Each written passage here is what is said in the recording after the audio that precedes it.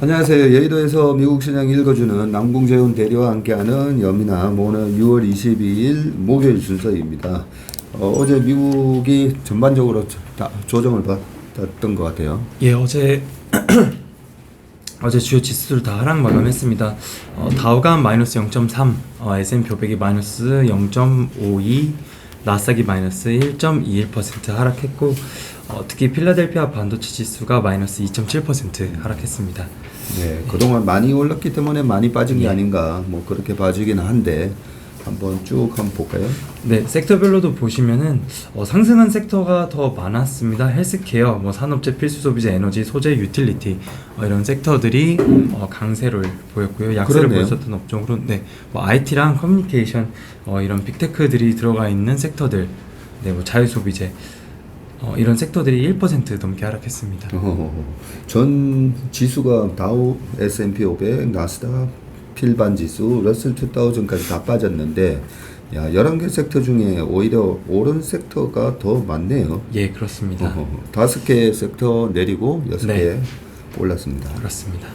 어제는 대체로 거의 다 빅테크 위주로 하락을 했다라고 봐주시면 될 것 같습니다. 이 빅테크 쪽 동향 보시면은 어제 테슬라가 또한 5% 넘게 하락을 했고요. 넷플릭스 또한 2.4% 빠졌고, 마이크로소프트, 엔비디아 1% 넘게 하락을 했고요.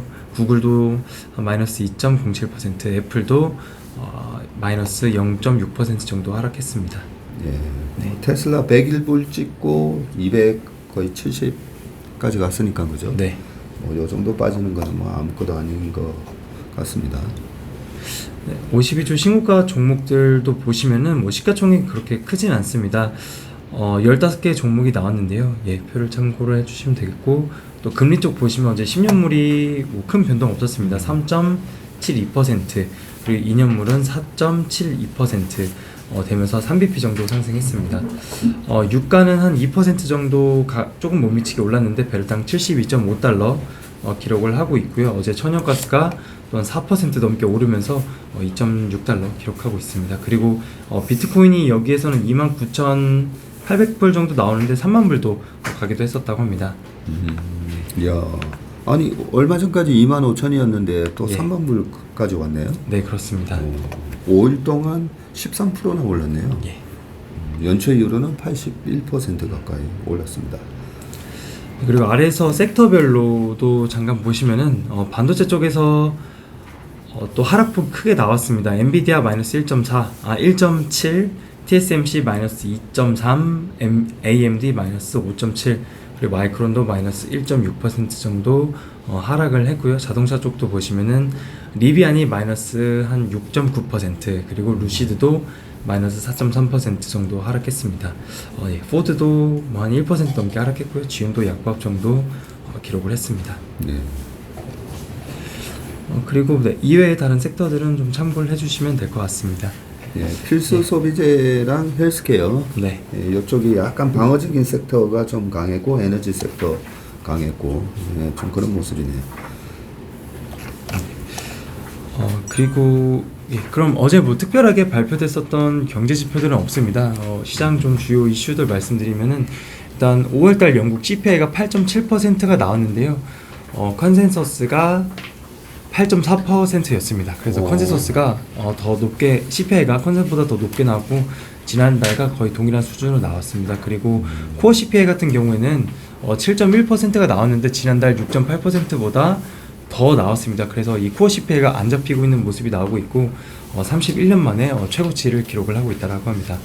그래요? 여기 표를 넣어놓진 않았는데 제가 그 표를 보니까 이 CPI 수치들이 꺾이지 않고 계속 올라가고 있고요. 코어 CPI는 아직도 꺾인 적이 없었더라고요. 그래서 계속 올라가고 있습니다. 일단 영란은행은 내일 그 통화정책 회의가 예정이 되어 있는데요. 여기서 현재 기준금리가 4.5%인데 일단 25bp 인상하는 게 시장 컨센입니다. 그래서 인상을 더 할 것으로 같고요. 향후에 또 추가적으로 금리 인상할 것 같은데 시장에서는 한 6%까지도 보고 있습니다. 그래서 앞으로 150bp 정도 더 인상을 할 수도 있다라는 내용이 나오고 있습니다.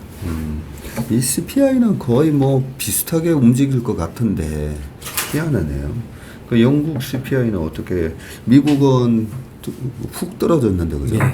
그렇습니다. 근데 영국 CPI는 컨센보다도 더 올라가고 코어가 31년 만에 오히려 지금 최고치를 치고 있으니까 네. 그럼에도 불구하고 영국 시장은 또 그동안 되게 강했었거든요. 그렇습니다. 영국 뭐 연초 대비해서 잠깐 보시면은 뭐 영국 그 FTSE 100 지수가 YTD 한 1.4%, 뭐 그렇게 강하진 않지만요. 스탁스 600 지수 같은 경우 YTD 7.6%, 프랑스는 YTD 12%, 독일은 YTD 15% 이렇게 또 기록을 하고 있습니다. 네.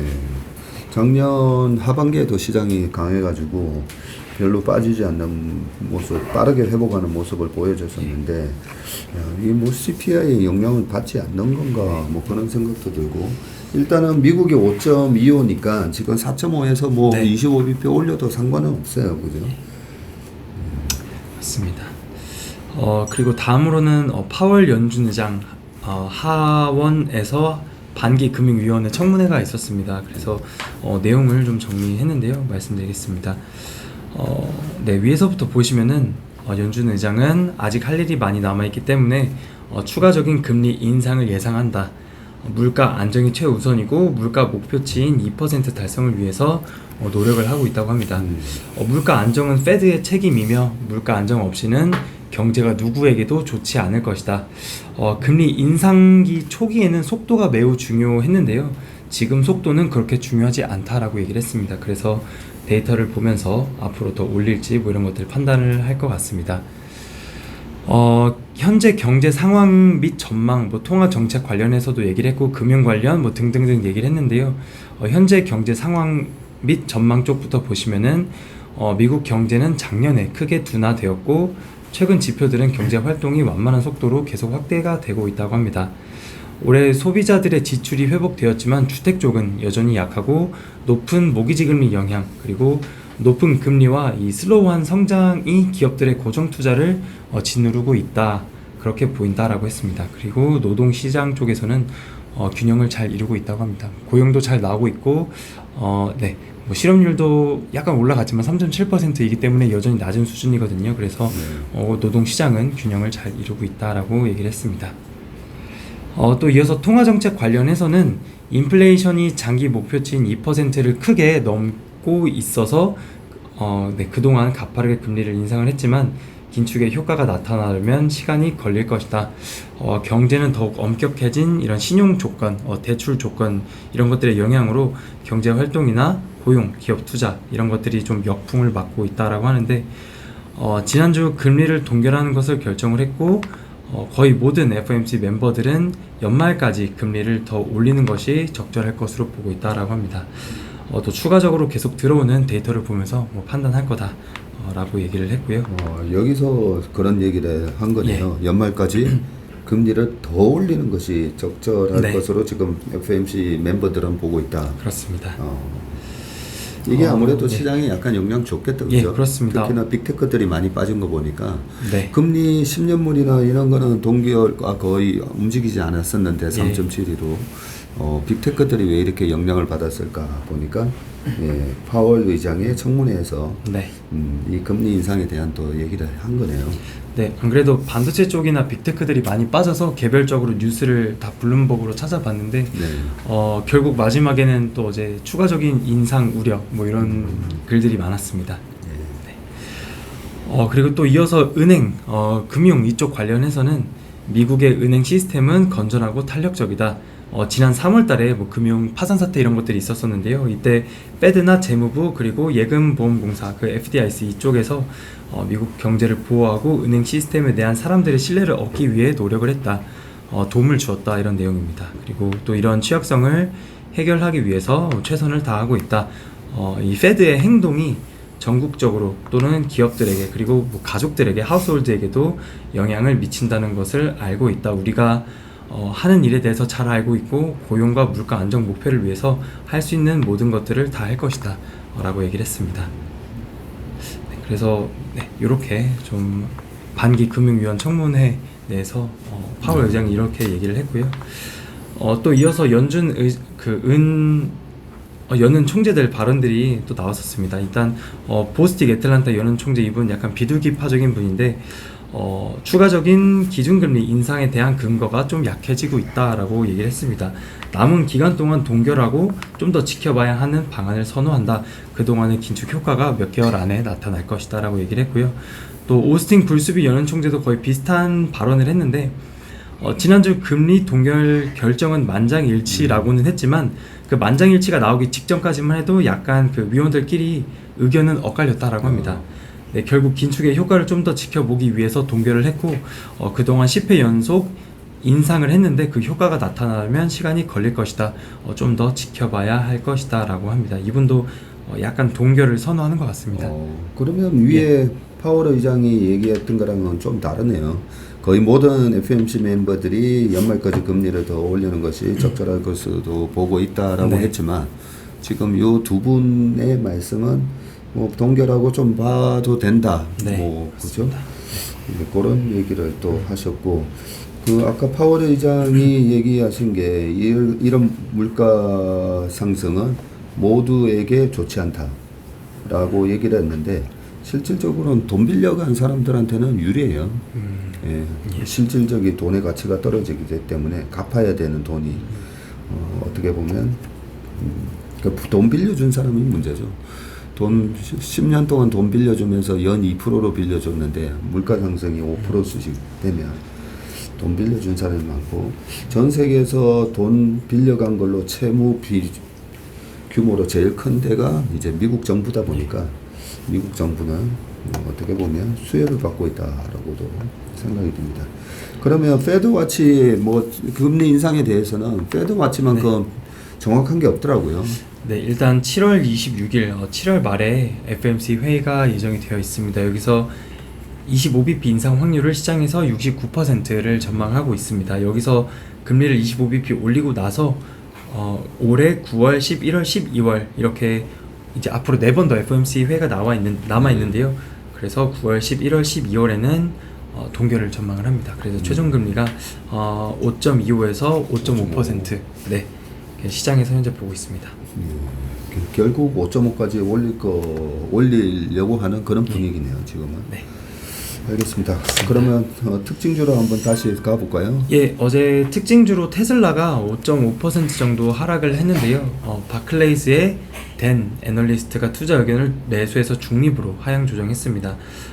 반면에 목표가는 220달러에서 260달러로 상향 조정을 했는데요. 테슬라 어제 종가를 보면 거의 260달러입니다. 259.5달러인데 거의 업사이드가 없는 것으로 이분은 보고 있는 것 같습니다. 코멘트 쪽 보시면 최근에 주가가 너무 가파르게 상승했다. 자동차 제조업 회사로서 펀더멘털에 대한 의문은 좀 남아있다라고 합니다.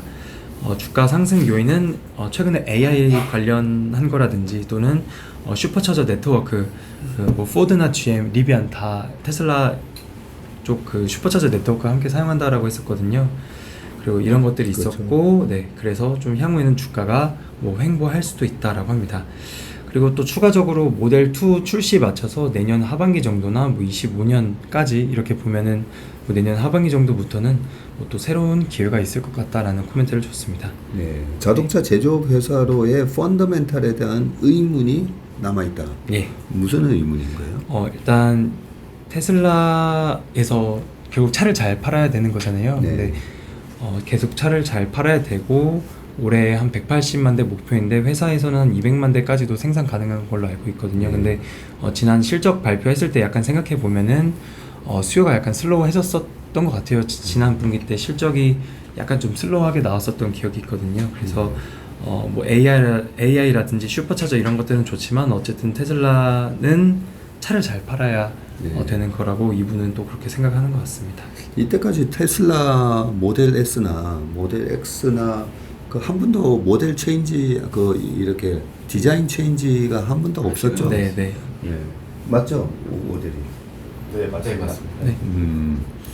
그런 거 보면 약간 의문이 들기도 해요. 네. 애플만 하더라도 한 1년마다 계속 신모델을 내면서 업그레이드 시키고 모양도 디자인도 약간씩 뭐 바뀌기도 하는데 테슬라 같은 경우에 어떻게 이렇게 좀 지루할 수 있잖아요. 기존 한 4년, 5년 타신 분들은 좀 바꾸고 싶을 건데 그런 측면에서도 저도 의문이 약간 들기는 합니다.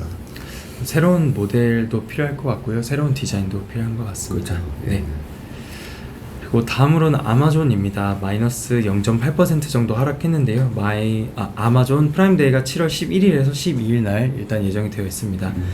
한 가지 이슈로는 어제 미국 그 FTC 연방거래위원회에서 아마존을 소송을 했다라고 하는데 온라인 신뢰 회복법이라는 게 있다고 합니다. 리스토어 온라인 쇼퍼스 컨피던트 액트 뭐 이런 것들을 위반을 했는데 공정 경쟁에 위반을 했다고 해서 소송을 했습니다. 소비자들이 아마존 프라임에 자기도 모르게 좀 자연스럽게 가입을 하게 하도록 한 다음에 취소하기 어려운 구조로 만들었다. 이용자들의 뭐 특별한 동의 없이 자연스럽게 가입을 시키고 네, 소비자들에게 상당한 비용을 내도록 하게 했다라고 합니다. 네, 이런 이유로 소송을 했습니다. 야, 그래요? 근데 뭐 대부분 뭐 멤버십 하는 데는 다 그런 것 같은데 저도 뭐 쿠팡 언제 보니까 이제 쿠팡 회원 가입이 돼 있고 매달 뭐 2,600원인가 네. 막 통장 보니까 빠져나가고 있는데 내가 언제 가입했지 싶고 해지할 생각은 없긴 한데 거의 모든 멤버십이 가입은 뭐 어떻게 쓱 되고 해지하는 거는 또 어떻게 하는지 잘 모르겠고 그런데 이런 걸로 지금 딴지를 걸고 있네요. 연방거래위원회, 우리나라 공정거래위원회 같은 데다, 그죠? 맞습니다. 네, 그리고 다음으로는 어도비입니다. 어제 한 마이너스 1.7% 정도 하락했는데요. BMO 캐피탈의 키스 애널리스트가 투자 의견을 중립에서 매수로 상향 조정했고요. 목표가도 $500에서 $570로 상향 조정했습니다. 생성형 AI 기술에 힘입어서 사용자 기반 확대가 가능할 것이다. 최근 설문조사에서도 고객들의 평가는 긍정적으로 나오고 있다라고 합니다. AI 기술 덕분에 어도비의 그 가격 인상이 가능하다라고 하고 있고요. 또 AI가 어도비의 제품을 더 쉽게 사용할 수 있게 했고 소비자들이 더욱 돈을 쓰려고 할 것이다. 그리고 이렇게 해서 뭐 P와 Q 모두 상승할 수 있지 않을까라는 코멘트를 했습니다. 그리고 또 소비자들이 어도비의 제품을 추가적으로 더 구매할 가능도 있다라는 코멘트를 했습니다. 네, 지난주에 실적 발표했을 때 내용이 나쁘지 않았었죠? 네, 그렇습니다. 실적 발표 때도 AI 관련한 코멘트들을 많이 했고요. 네, 그래서 이 생성형 AI와 이렇게 결합해서 뭔가 진화할 수 있는 그런 많은 그 프로그램 중에 하나가 이제 어도비의 그런 프로그램이다라는 얘기도 좀 본 것 같습니다. 인텔, AMD 어제 반도체 주가가 많이 빠졌어요. 네, 어제 반도체 대체로 다 크게 하락했습니다. 인텔은 마이너스 6% 정도 하락했는데 칩 매뉴팩처링 뭐 턴어라운드 계획 이런 것들을 발표를 했습니다. 일단 이 회사는 먼저 코스트 세이빙 비용 절감에 대해서 얘기를 했는데 향후 3년 동안 $10빌리언 이상을 절감을 하고 인텔 자체 칩 수요로 내년에는 한 $20빌리언의 매출이 일어날 수 있다라고 합니다. 파운드리 사업 독립성 강화 그리고 자체 회계 내용을 또 따로 공개를 하기로 했고요. 26년까지 TSMC의 기술을 따라잡을 것이다. 그렇게 된다면 애플이나 엔비디아, 퀄컴 등의 이런 새로운 고객까지 확보 가능할 것이다 라고 합니다. 그리고 지난 1분기 때 총이익률이 38.4%를 기록을 했는데 장기적으로 향후에는 60%까지 GPM을 회복하겠다 라고 합니다. 그래서 이런 것들을 발표를 했는데요. 내용 좋은데요? 내용은 좋은데 약간 시장에서 뭐 그렇게 안 믿었었던 건지 그리고 또 추가적으로 어제 파월 의장이 또 올해 금리 인상할 수도 있다라고 얘기를 했었거든요. 그리고 반도체 쪽 다 같이 좀 하락하면서 일단 어제 인텔 6% 정도 하락했습니다. 처음 말씀하셨던 그 안 믿는다라는 게 정답인 것 같아요. 그동안 사파이어 레피즈 같은 것도 한 2년 전부터 출시한다 하다가 지연된 것도 있고 그 2년 동안 인텔을 지켜본 만약에 투자자라면 인텔 사느니 그냥 엔비디아나 살 걸. 그죠? 엔비디아는 뭐 실적으로 바로바로 이제 이렇게 보여주고 있고 지금 뭐 GPU 가격이 뭐 하늘을 찌르고 있으니까 인텔의 이런 얘기들 딱 그냥 객관적으로만 보면 야, 인텔 사가지고 한 2026년까지 한번 들고 가볼까? 뭐 이런 마음이 들었어요, 방금. 네. 그렇잖아요. 그렇죠, TSMC의 TSMC. 기술을 네. 따라잡는다고 하는데, 한편으로는, 뭐야, 그렇게 기술 차이가 많이 나? 이런 생각도 들었어요. 파운드리 기술인 건데, 그죠? 예.